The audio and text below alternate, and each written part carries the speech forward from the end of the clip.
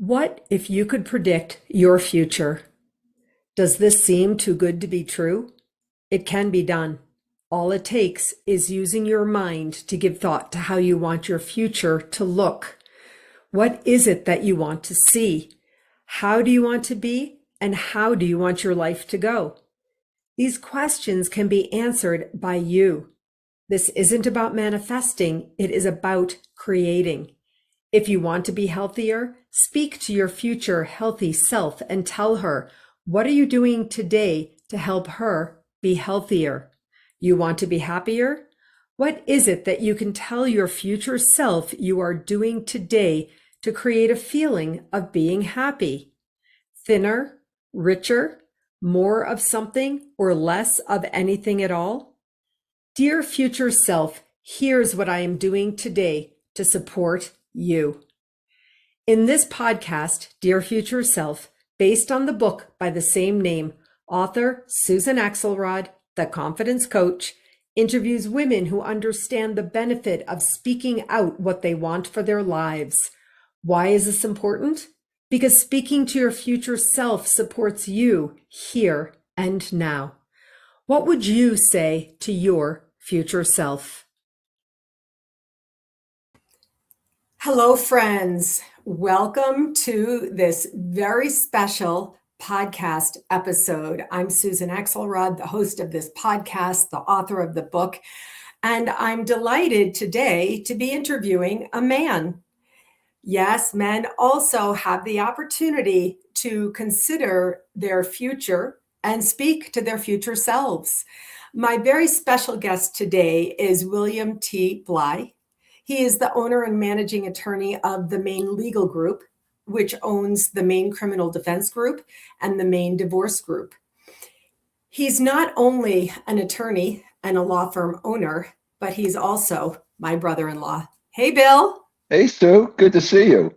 Good to see you. I want to say thank you so much for joining me on this podcast today. First of all, I know you're very busy and I really appreciate your time. But I want to tell you, Bill, I asked you if you would be interested and willing to be on this podcast because I've watched you for the last several years now change your life. And I know we've had personal and private conversations about your own future self.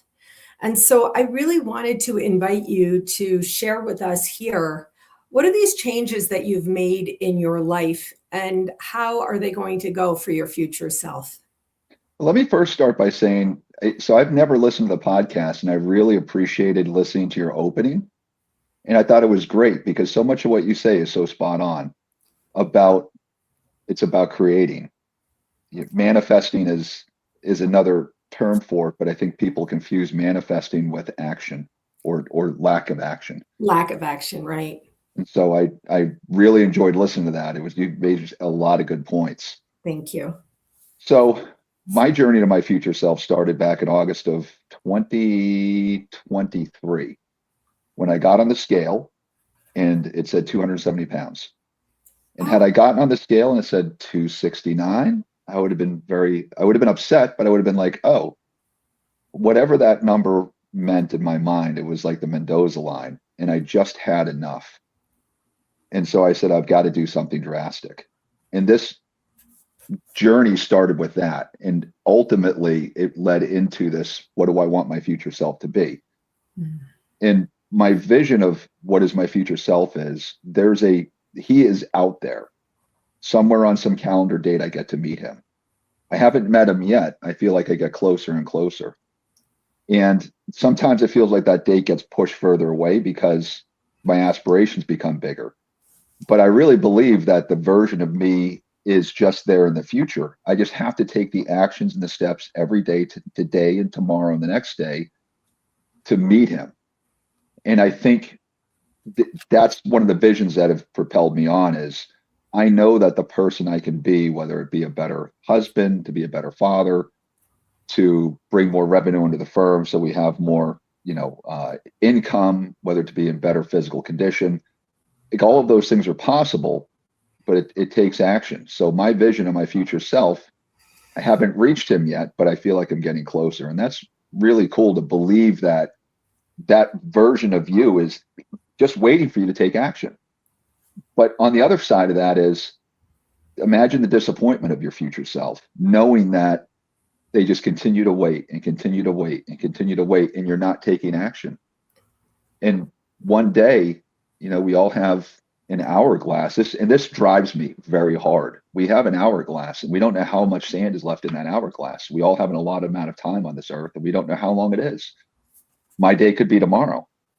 And what a disappointment it would be to know that you had that future version of you that you just had to take action to reach and become that person. And so that really drives me into what I want to do, especially from a physical standpoint. Okay, so several things, many things. I'm taking notes here. First of all that, and you also said to me one time, my future self is kind of here. So it's an interesting juxtaposition of both and. Like, I am here every day living in the life that I guess I really didn't know this story. So thank you so much for sharing. On that day, you saw a number and you said, oh, this isn't me. Yeah. This isn't me. This isn't, who I want for myself now or for my future self to be. But this point that I want to say again that you just said, the disappointment of you said, imagine the disappointment of your future self. Now you hit on something with me because I'm feeling a little bit more and more fierce about what you told us, which is you just got to take action. And you've taken a lot of action. We can look at you and see whatever that number was on the scale that day, you're nowhere near it. So you've clearly taken a lot of action, but also because I know you've taken it one action at a time, right? There's something to be said. Yeah, I think so. I listen to a lot of motivational, inspirational audio and video every morning when I get up. And I started my routines. I would start at 6 a.m. and I was just trying to get movement in, and then a little bit of exercise and then stepping it up. My routine now is every day, Monday through Friday, I'm up at 4 a.m. I have a gym in my basement. I work out, usually about 90 to 120 minutes. I then hit cardio. I'm regimented in my diet, but it's the discipline of doing that thing, whatever that thing that is so important that you do. And the easiest place, I think, to gain discipline, which then carries over to other aspects of your life, is in health and fitness. It's almost like low-hanging fruit because you can see the results in some ways. Like if you're working hard and you're diligent, you can see transformation in your body. Transformation in your business might be rapid, or it might take 5 years or 10 years. You hope not, but depending on the action you take, it could take a longer period of time. I think it can change your body very quickly. And when you see that, it continues to that discipline that you put into your fitness, I think carries over into discipline in your workplace and everything else you do, because you become more regimented and then you're taking action. Yeah, we all know the story of, from the Army colonel, getting up and making your bed in the morning. It kind of starts your day in that way. So, you're using the word discipline, and there's people watching this or listening to this where that's a big struggle for them. Honestly, Bill, you and I, we do have a lot of discipline. For me, I noted that you said I was just trying to get movement before and then into exercise. Then from there, we created this routine, a behavioral routine. And it does take discipline. And I think a lot of this is based on mindset. There was, I'm actually not sure of the reference Mendoza Line, but I got the context. And so that number between 269 and 270, that was it for you. Yeah. And then there was some mindset moment at that point, right? And then that mindset kind of brought in the discipline. So the mindset was, at this point, I'm willing to do anything, literally anything. I was at such a low point. I was just ready to do anything. And so I don't recommend this, but I tried fasting, and I fasted for 9 straight days. I thought, I don't know any other way to lose this weight. And so all I had was coffee and water. And again, I don't recommend it. There are people that recommend long-term fasting, and there's lots of studies behind it. But of course, it can It's not good for everyone, but it jump started me, and I saw the weight come off, and I was like, okay, I can do this. And I started to then exercise, getting the movement, and then getting more serious about the exercise. The mindset was the big mindset shift for me was probably about a year ago. I was working with a coach, still work with the same coach. He works on my physical fitness aspect and my nutrition aspect. And I realized I'm putting all this effort into the gym, but I'm not seeing the results I want to see because I don't have the discipline not to eat. And so I had to do a lot of introspection about why I continued with self-sabotage. And so I know we're talking about discipline, but it's also about exercising discipline in these other areas of your life. And then looking at, why am I doing these things? And my mindset was just really became about it. It doesn't matter the adversity that I'm facing. I'm welcoming it. Every day I'm going to overcome that as a challenge, and I'm going to overcome it. And each day that you overcome that adversity, whatever it is, no matter how small, it's like you're building a brick into a foundation.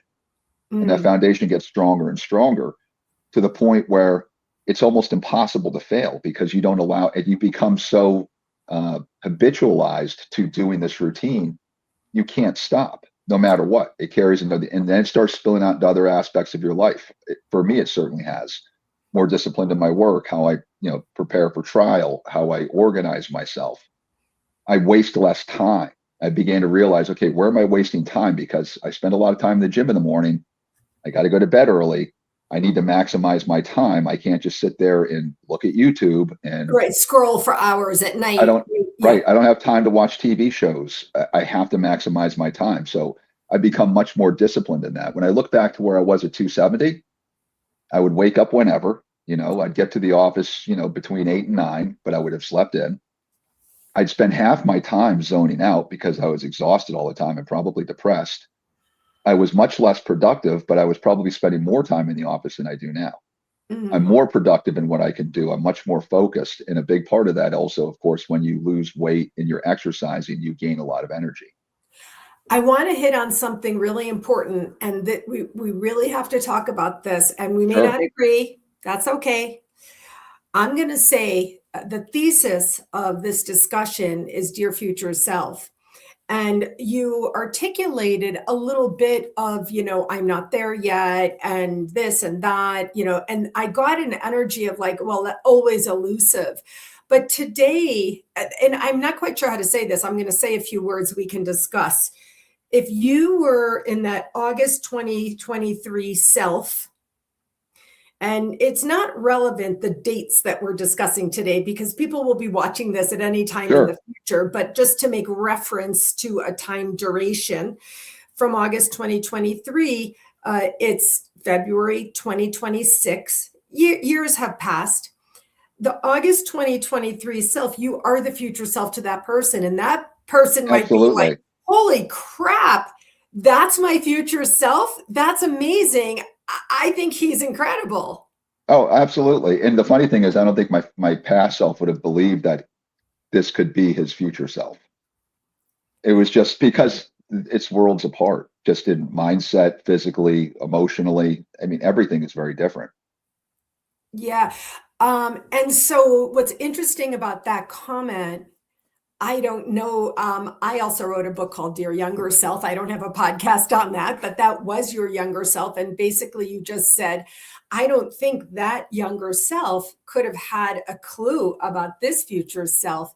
And so at this point, you've done so much step by step. You didn't go from waking up and getting to the office whenever, having done not very much, to nearly 2 hours in the gym daily from one day to the next. Right.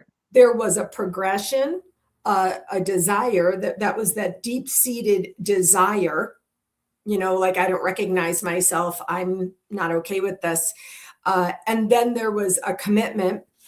Somewhere along the way, you indicated you hired a coach for accountability, education, but also there's another important piece that you shared with us on this really extreme journey, which we could make a TV show on this.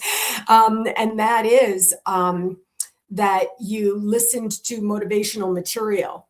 Every day, every morning. And here's something interesting. there's about a week and a half, I got injured. Before I got injured, I had a ski accident, I don't think last Monday after a really good storm. Yeah, I'm going up to Killington today. So I'm going to be okay. But a few days before that, I had a very difficult trial. It was a hung jury. I think we should have won. It's a very serious criminal case. Hung jury means they couldn't come to a unanimous decision. So for a criminal defendant, it's still a good outcome. They get to walk out a free person. But it's still disappointing because you put all this work into it. And I hadn't been listening to my morning mindset since then. And I started noticing I was eating more and doing and having motivational issues in the morning. And of course, I'm listening to the podcast about the Patriots because we're going to the Super Bowl. And I woke up and I'm like, I go, there's something different. And I go, yeah, for a week, I haven't listened to this really important mindset stuff because it sets my day. As I'm getting ready to work out, I put in my headphones, what family's asleep, the dog's asleep, my headphones are in, I'm listening to mindset stuff to get my mindset ready for the day, to feel stronger mindset wise. And it's very interesting how quickly that can slip. I was just about to say that, Bill. I was just about to say that. Wow, in a week, it's very quickly how fast that can slip away. Absolutely. And mindset is very free. I think you have to work on mindset as much, if not more, than yourself physically. Yeah. You have to constantly work on mindset because our subconscious is constantly working against us, constantly tell us how we can't do something, constantly trying to keep us safe. Because change isn't safe. Change is dangerous. It's scary. It's different. And anything different to the subconscious is dangerous. And so it's trying to steer us away from that. Yeah. And only in a week, and this is for me listening to months and months and months of mindset and building my mindset up to what I thought was ironclad. And in 1 week, it was really deteriorating. I mean, the thesis of this entire book, Dear Future Self, is exactly what you just articulated. It's not that you're not human, Bill, and all my coaching and all my teaching, speaking, books, everything. It's like, yeah, God didn't make us as gods. Okay, we can acknowledge that, but we are humans. So A, we fail, but B, we struggle. And challenges are presented in our path. So this would be in just the microcosm. Before we even talked about doing this podcast, all of this happened, in the last week or a few weeks. And it really shows just this idea of dear future self, and that's why I say it could be a week from now. It could be, we have a special family wedding coming up. It could be then. It could be a year from now. It could be when I retire. Whatever it is, looking at your future self, she or he is you now. What are you willing to do? And you just literally said the words, I'm willing to do anything. Yeah. I will tell you, I'll share something with you. It's as I get older, I'm 55 now, I'll be 56 this year. And it's funny because every year I'm like, well, it's not that old, Because all your siblings are because I'm already right. And I'm already there. Like, I'm like, It doesn't feel like I feel good. But I do feel proud. I do feel like there is a clock that's ticking. And I'm not afraid to die. Not that I want to die, but I have a fear, and it's not a necessarily rational fear, that time is running out to get to where I want to be, to achieve the goals I want to achieve. And that really continues to drive me on. I'm not driven by feelings. And I think if you're driven by feelings, about I feel good today, I feel bad today, then you're not consistent and you don't reach your goals if you do based on everything on feelings. That's where discipline comes into play. So 2 things for me, I think in general, when I talk about discipline, I don't want anybody to think about like we're talking military discipline. I'm talking about constantly doing the thing that you have to do every day to achieve your goals. And discipline overrides feelings, because if we do things based on feeling, then when we don't feel like doing it because we had a bad day, then we quit on ourselves. And it's like you have to start over. So that's a general principle that helps me. And then the specific thing is I'm driven because I have a fear that time's going to run out before I get to where I want to be with my business, with my, taking care of my family for the future, for our, for personal wealth building, with my health, because I don't know how much time is left. And now that I'm 55, I'm much more cognizant of the passage of time because it goes by so quickly. Yeah. So that drives me very much. Yeah. And also your work, Bill. I mean, what you see every day in your work, it sort of brings that home, that people's lives change in an instant, unexpectedly, and so on. As long as the exact words, achieve the goals I want to reach, get to where I want to be, as long as that doesn't remain forever elusive. It's an interesting part of this thesis, like, oh, well, there's that future self, and then there's that future self. Striving is good, mindset is critical, discipline is needed. But if we never get there, there's something about, like, well, what's the there that we're trying to get to? And that sort of brings us to what I said at the beginning, which is what you had said the other day, like, well, we start at the present. We are mindfully present in all the things. And you said it, be the best husband and father and business owner I can be. And so it seems to me another time we could have a conversation in the confidence zone, which is my platform, on goals and goal setting and how you reach them. But from the dear future self perspective, there's like it feels like what's coming up is like a both and. I'm doing a good job, Oh full yeah, stop. And there's more I want to do. right. And when I say it seems elusive, it's because when you start when you feel like you're climbing to the top of a mountain and you're starting at the bottom, it feels so far away.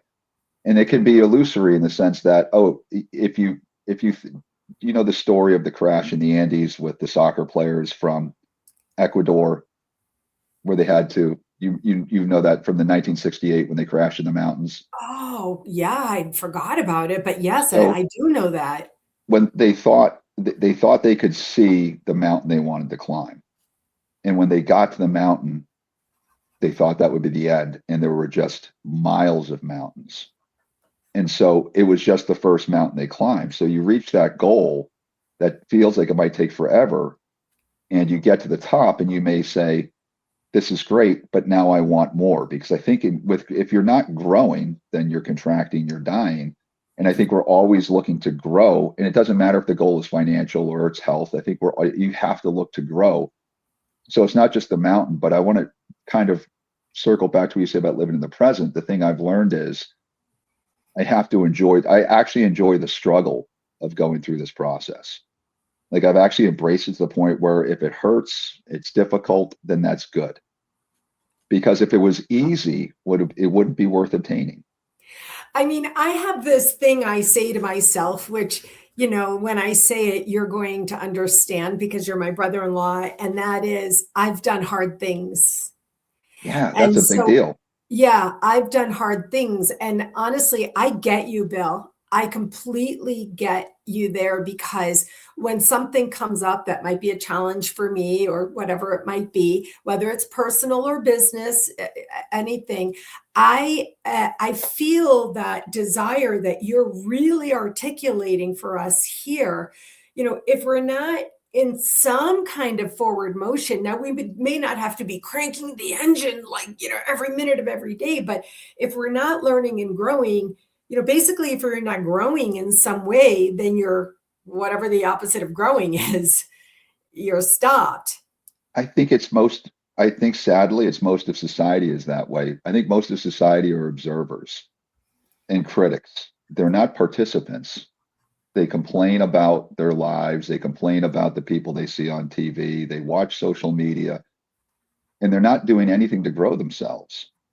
And, you know, that's a very, the mindset that we're talking about is very different. Like you're trying to achieve, you want to be, that future person, that future you is out there, and it requires action to take. And sadly, because it's hard, most people, probably not the folks that are watching your channel, but most people aren't willing to take the action necessary because it's hard. And so they're just going to sit in the place they are and they're not going to grow.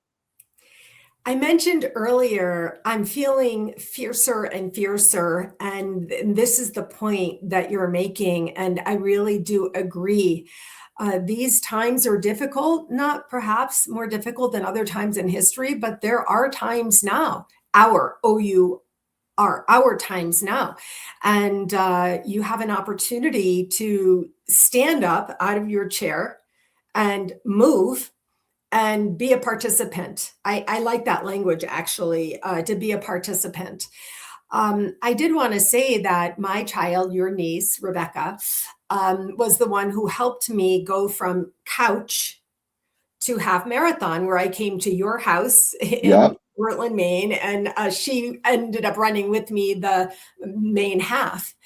And that was a huge thing, a massive, I'm not kidding when I say couch, to the point that you're making here. I went from couch to half marathon, where I did run nearly all of the half marathon. She didn't even train, of course, she just ran it. But the power of youth, Sue.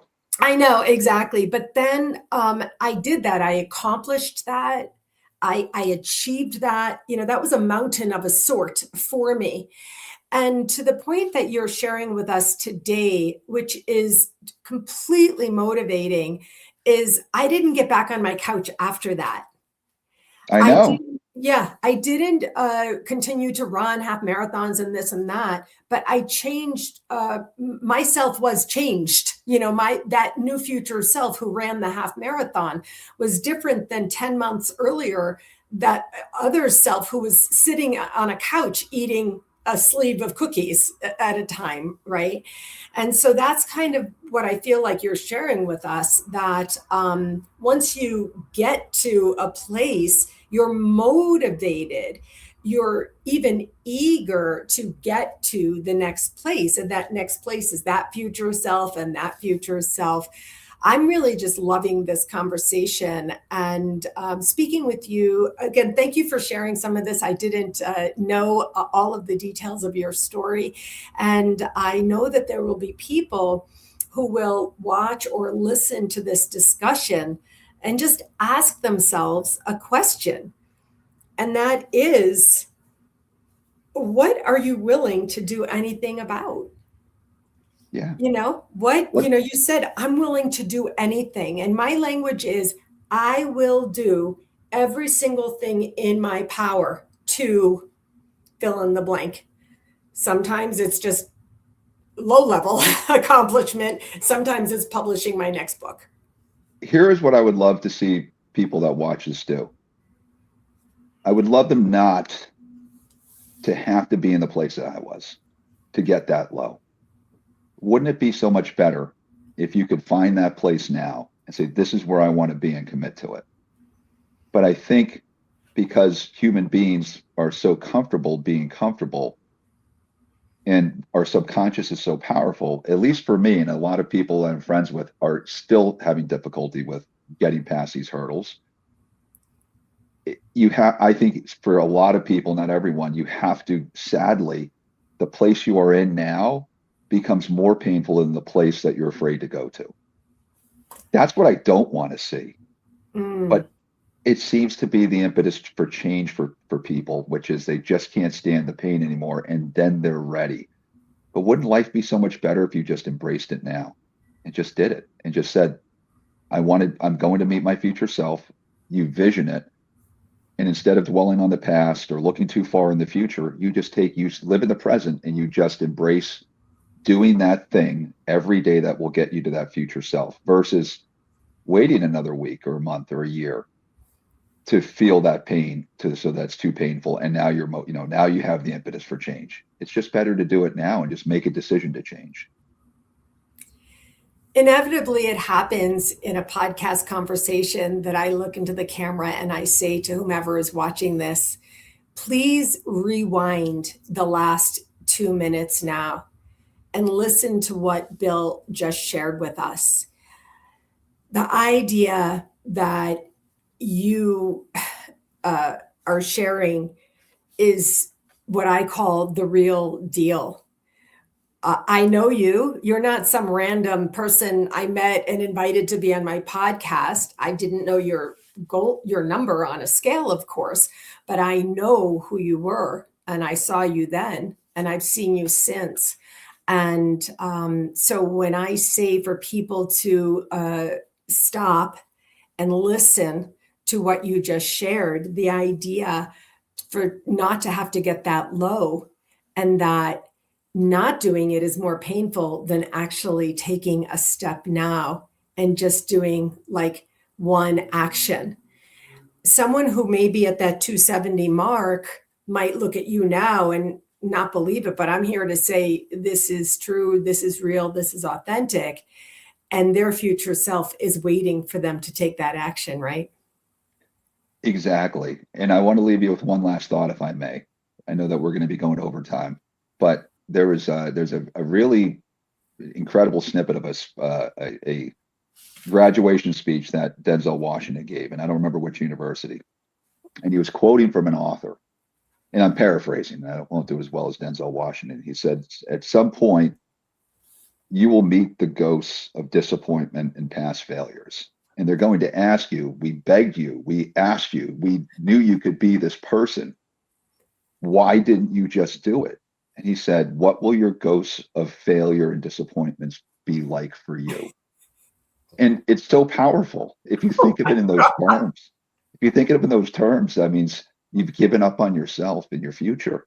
I mean, I get very emotional just thinking of that, because I'm, and that drives me too. So Right. it's, that should strike everyone. Like, you've got one life, live it. Don't just, live it, experience it. Don't just let it pass you by. Yeah. Wow. Well, my brother, It's good seeing you. thank you. Yeah, you too. Thank you so much for the time, for the conversation.